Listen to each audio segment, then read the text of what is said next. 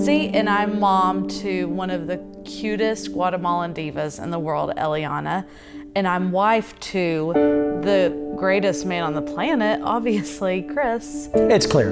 About 12 years ago, I started getting just super sick. I remember coming to Chris and saying, okay, something's really wrong with me. And finally, I found an amazing doctor who looked at me and said, okay, we're gonna figure this out. I remember going into her office and just saying, look, I feel like I'm dying and no one's listening to me. She calls me back and she says, well, okay, I've got your diagnosis, and it was Lyme disease.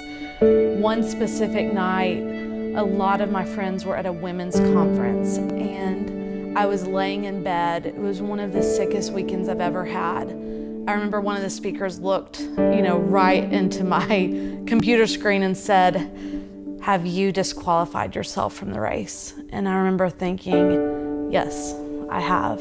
And, I started praying at that moment, God, please, help me to love the people that are just like me. And immediately the Lord put a picture of a vintage bottle just in my head.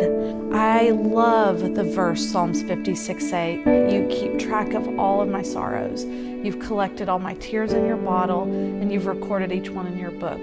How profound is that scripture? And I thought, how cool would that be if I put a print of Psalm 56:8 into a vintage bottle and started sending these to people that were suffering and hurting all over the country. So what is Bottle of Tears? How would you describe it? Bottle of Tears is a place where you can go online and send a curated gift of hope to your friend or family that are really struggling. And when you are in an isolating position, mail is just gold. You look forward to that part of the day all day long. If you could say one thing to someone who's hurting, what would it be? We pretty much want things to have a bow on top. And my story just doesn't really have a pretty bow on top. I am still struggling, and actually this entire shoot, I've felt terrible. And there have been moments that I just thought, I can't do this, I can't tell my story. My brain is hurting, my head is hurting, I can't do this. And I'm still in the midst of my grief. I'm still in the midst of so much pain. But I think the most beautiful part of all of this is that Jesus is still using me, and he wants to do that for you too. In your hardest, darkest, the thing that you think could never be shared, he wants to use you even in the midst of that because of that.